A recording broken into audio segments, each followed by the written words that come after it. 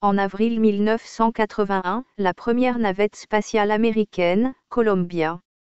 Une navette spatiale, dans le domaine de l'astronautique, désigne conventionnellement un véhicule spatial pouvant revenir sur Terre en effectuant un atterrissage contrôlé à la manière d'un avion ou d'un planeur, et pouvant être réutilisé pour une mission ultérieure.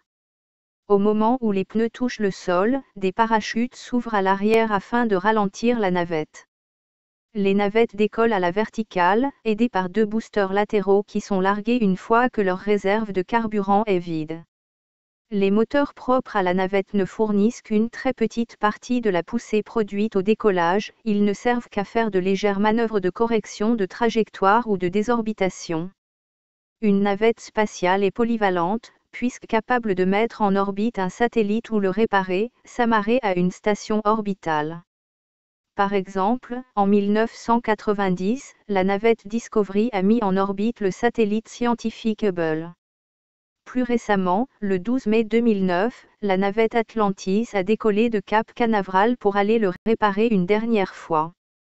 Les États-Unis sont les premiers à concevoir une navette spatiale réutilisable capable d'emporter de gros satellites en orbite basse et de les rapporter sur la Terre. 6 navettes ont été conçues depuis 1976, Enterprise, Columbia, Challenger, Discovery, Atlantis et Endeavour. Enterprise est la première navette spatiale américaine construite. Son premier vol libre, lui, se déroula le 12 août 1977, et son dernier le 26 octobre 1977. Elle a servi de test d'atterrissage, 3 vols au total, et n'est jamais allée dans l'espace. Columbia est la première navette spatiale américaine à avoir été dans l'espace lors de son premier vol le 12 avril 1981. Elle s'est désintégrée lors de son retour sur Terre le 1er février 2003. Challenger était une navette spatiale américaine originellement conçue à des fins de test. Challenger s'est désintégrée le 28 janvier 1986, au cours du décollage, après seulement 73 secondes de vol alors qu'elle évoluait à 3200 km/h. Les 7 membres de l'équipage périrent. Cette navette, qui a effectué son premier vol le 30 août 1984 a été la 3e navette spatiale américaine à être mise en orbite après Columbia et Challenger. Suite aux accidents des 2 navettes Challenger en 1986 et Columbia en 2003, Discovery est devenue la doyenne des navettes de la NASA. La navette spatiale Discovery possède un palmarès de missions impressionnant. Elle est en effet l'engin habité qui a effectué le plus de missions dans l'espace. Le 24 février 2011, la navette spatiale Discovery a décollé du centre spatial Kennedy de la NASA pour sa 39e et dernière mission. La navette spatiale Atlantis fut la 4e navette opérationnelle construite, et la dernière à voler, après les destructions de Challenger en 1986 et de Columbia en 2003 et la mise à l'arrêt des navettes Discovery et Endeavour. Son dernier vol fut effectué le 21 juillet 2011. La navette spatiale Atlantis a réalisé 33 vols.